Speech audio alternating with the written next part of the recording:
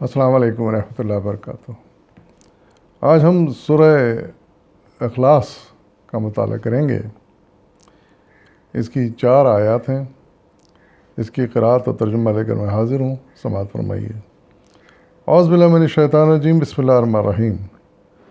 قل اللہ احد اللہ الصمد لم یلد ولم یولد ولم یکن لہ کفوا احد۔ صدق اللہ العظیم۔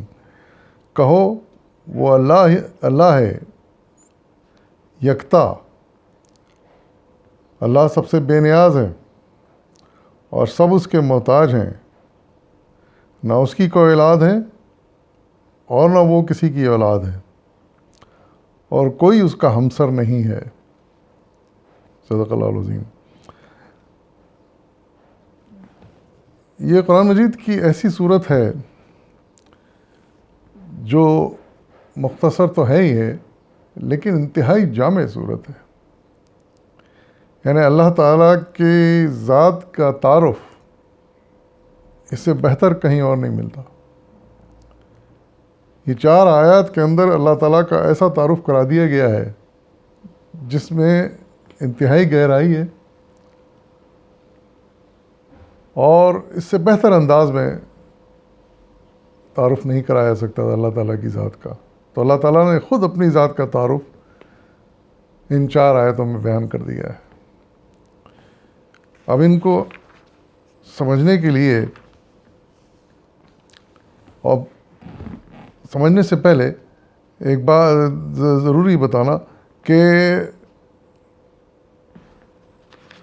یہ اللہ تعالیٰ نے پہلے تو حضور صلی اللہ علیہ وسلم کو یہ جبرائیل علیہ السلام کے ذریعے آیات پڑھ کے سنائیں، اور اس میں جیسے پہلی آیت میں ہے کہ قل هو اللہ احد، یعنی کہو، یعنی حضور صلی اللہ علیہ وسلم کو حکم دیا جا رہا ہے کہ آپ کہیں کہ اللہ ایک ہے۔ پھر باقی اس کے بعد کہا گیا، تو اس کا مطلب یہ ہے کہ پہلے مخاطب حضور صلی اللہ علیہ وسلم تھے۔ اس کے بعد ہر مومن کا یہ کام ہے کہ اگر کوئی یہ سوال کرے کہ آخر اللہ کون ہے، کیسا ہے، تو اس کے جواب میں آپ یہ صورت پڑھیں، کیونکہ ایک بہترین جواب ہے اس سوال کا۔ اور یہی ہوا، حضور صلی اللہ علیہ وسلم کی زندگی میں یہی ہوا کہ مختلف لوگ آئے، الگ الگ بھی گروپ کی شکل میں بھی لوگ آئے، اور حضور صلی اللہ علیہ وسلم سے یہ سوال کیا، اور حضور صلی اللہ علیہ وسلم نے اس کا جواب یہی صورت سنا کر دیا۔ چند مثالیں یہاں پر ہیں، مولانا سید عبداللہ مودودی نے اپنے تعارف میں بیان کی ہیں۔ آپ لکھتے ہیں کہ حضرت عبداللہ بن مسعود کی روایت ہے کہ قریش کے لوگوں نے رسول اللہ صلی اللہ علیہ وسلم سے کہا کہ آپ کے اپنے رب کا نسب ہمیں بتائیں، یعنی خاندان کیا ہے، نسب کیا ہے۔ اس پر یہ صورت نازل ہوئی، یعنی یہ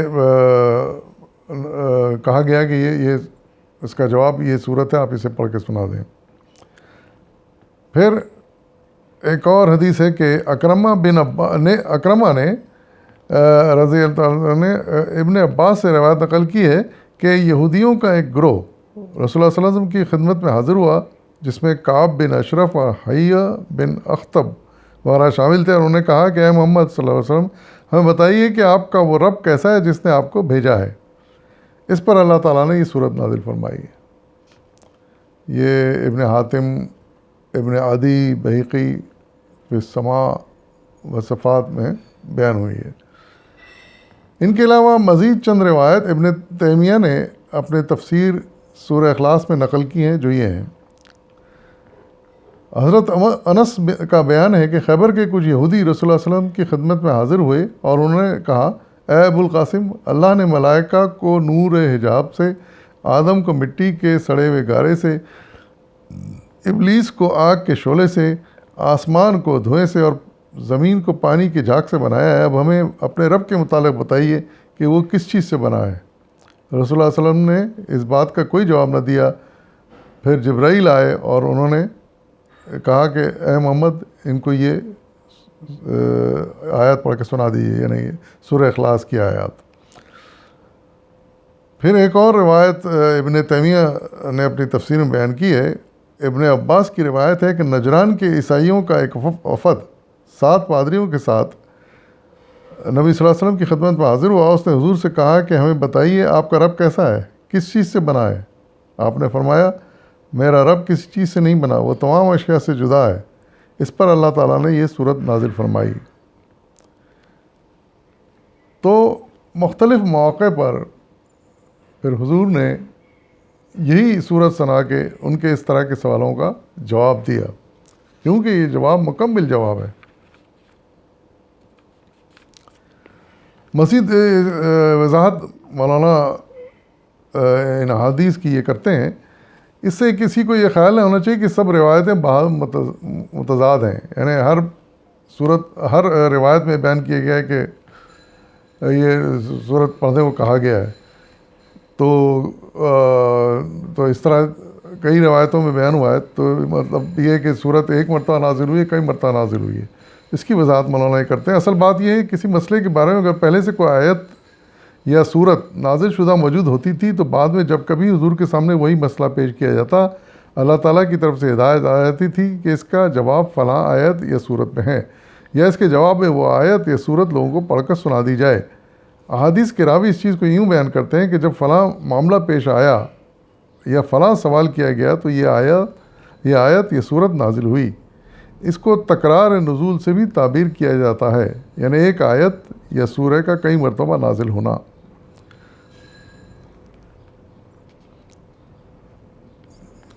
تو یہ بہرحال یہ ایک مرتبہ نازل ہوئی اور پھر بار بار مختلف اوقات پہ دہرائی گئی, یا ہر موقع پر اسے نازل کیا گیا, یہ اللہ تعالیٰ بہتر جانتا ہے. لیکن اس طرح کے سوالوں کے حضور صلی اللہ علیہ وسلم نے ہمیشہ یہی جواب دیے, اسی صورت سے جواب دیا.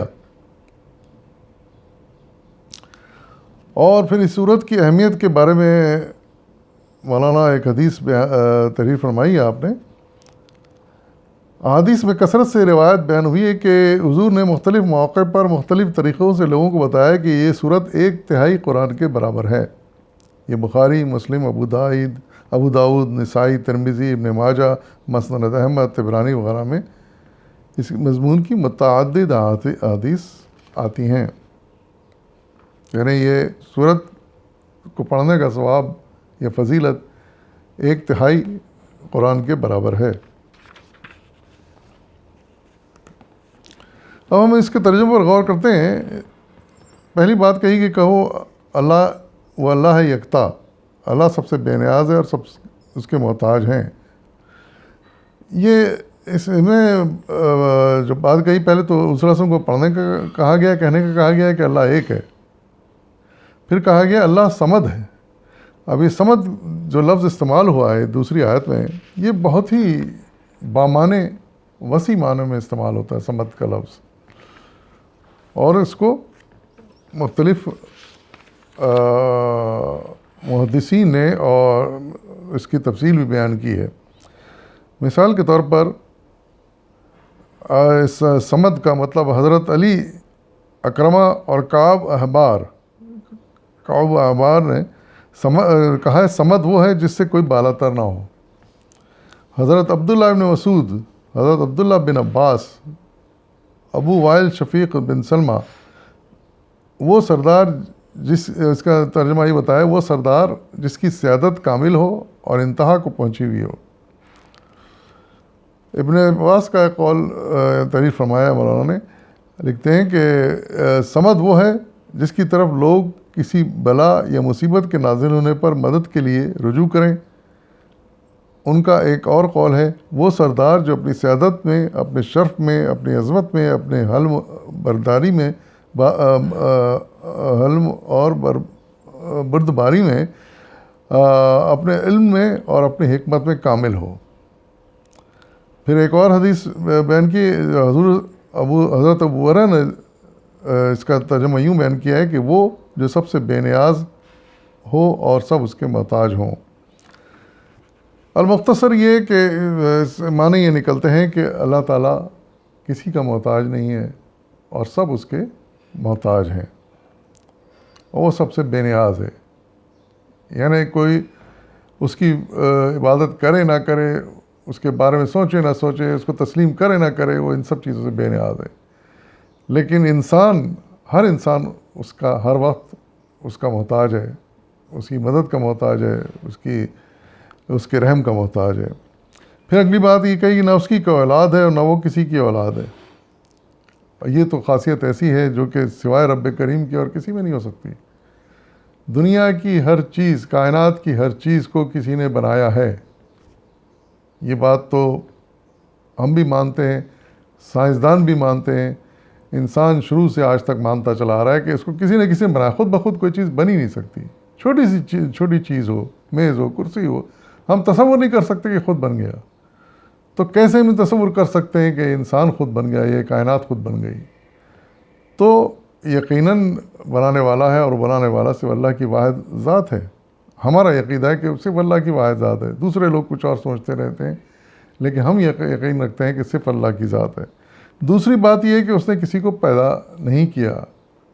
یہ صورت اس کا جواب دے رہی ہے کہ کسی نے اس کو پیدا نہیں کیا یا اس نے کسی کو پیدا نہیں کیا۔ اور قرآن میں اور جگہ جگہ بھی اللہ تعالیٰ نے بات کی وضاحت کی ہے کہ اس کی کوئی اولاد نہیں ہے۔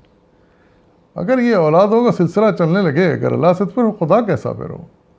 خدا تو وہی ہو سکتا ہے جو ان چیزوں سے بے نیاز ہو، ان کمزوریوں سے بے نیاز ہو۔ اب اگر اولاد کسی کو تسلیم کر لے تو پھر اس کی رشتہ داری ماننی پڑیں گی۔ تو یہ سلسلہ بالکل ہے ہی نہیں اللہ تعالیٰ کے یہاں۔ وہ واحد ذات ہے، مکمل ذات ہے، اس کو کسی رشتے کی حاجت ہی نہیں ہے۔ پھر اگلی بات کی گئی کہ اور کوئی اس کا ہمسر نہیں، یعنی اس جیسا کوئی نہیں ہے۔ اس سے کون انکار کر سکتا ہے؟ حقیقت جب ہم یہ مان لیں کہ خدا ایک ہے، واحد ذات ہے، اور کسی نے اس کو پیدا نہیں کیا اور نہ اس نے کسی کو پیدا کیا، تو پھر اس کی طرح کا کوئی ہو ہی نہیں سکتا۔ یعنی اس کی پراپرٹیز، اس کی خاصیتیں، اس کی صلاحیتیں، اس کی عظمتیں ہر چیز سے الگ ہیں، ہر مخلوق سے الگ ہیں۔ وہ اس لیے کہ وہ خالق ہے۔ اس خالق کی پراپرٹیز مخلوق کی پراپرٹی سے کیسے مل سکتی ہیں؟ یہ البتہ الگ بات ہے کہ وہ اپنی کچھ خاصیتیں، صفتیں انسان میں اس نے ڈال دی ہیں، اور جس وجہ سے انسان اشرف المخلوقات کہلاتا ہے۔ لیکن کسی حال میں کوئی انسان اللہ کی برابری نہیں کر سکتا، نہ آج تک کیا ہے، نہ قیامت تک کر سکے گا، کیونکہ وہ خالق ہے۔ اس نے تو اس کو بنایا ہے، وہ ایک معمولی مخلوق ہے، وہ کیسے برابری کر سکتا ہے اپنے خالق کی؟ یہ سوچنا چاہیے انسان کو۔ بلکہ حقیقت تو یہ ہے کہ کسی انسان کو یا کسی بھی چیز کو اللہ کے برابر ٹھہرانا یا خدا کا نام دینا اس کی توہین ہے۔ اس کی ذات اس قدر عظیم الشان ذات ہے، اس قدر قادر مطلق ذات ہے کہ اس جیسا کسی کو قرار دینا یا اس کے برابر لا کے کھڑا کرنا یا اس کا اسسٹنٹ بنا دینا، یہ اس کی توہین ہے۔ وہ یکتا ہے۔ بس فرق اتنا ہے کہ کچھ انسانوں کو اس نے کوئی بہتر صلاحیتیں دی ہیں، اپنی کچھ صلاحیتیں تھوڑے، اس کا کچھ حصہ، معمولی سا حصہ عطا کیا ہے، جس کی وجہ سے بعض انسان بڑے صلاحیت والے ہوتے ہیں اور ان میں رحم کا جذبہ پایا جاتا ہے، محبت کا جذبہ پایا جاتا ہے، انسانی درد کا جذبہ پایا جاتا ہے۔ یہ سب اس کی دین ہے۔ تو اس کا شکر ادا صرف کرنا چاہیے بحیثیت معبود کے، کہ وہ ہمارا معبود ہے، ہم اس کے عبد ہیں، تو ہم اس کا شکر ادا کرتے ہیں کہ یہ چیزیں اس نے ہم کو دی ہیں۔ کسی کو اچھی آواز دی، کسی کو اچھی صورت دی، کسی کو طاقت دی، تو اس کے لیے شکر ادا کرنا چاہیے، صرف بندہ ہونے کی حیثیت سے۔ یہ سمجھتے ہیں کہ یہ خدا کی دین ہے، تبھی انسان کامیاب ہو سکتا ہے۔ جہاں اس کے دل میں خیال آیا اس سے زیادہ، تو یہ سمجھیے کہ پھر پٹری سے اتر گیا، تو اس نے اپنے تباہی کا راستہ ڈھونڈ لیا پھر۔ تو اللہ تعالیٰ ہم سب کو اس طرح سوچنے سے بچائے اور یہ سمجھنے کی توفیق عطا فرمائے کہ ہم اللہ کے بندے ہیں اور اللہ سب سے عرفہ و اعلیٰ ذات ہے۔ صدق اللہ العظیم۔ آخر دعوانا الحمدللہ رب العالمین۔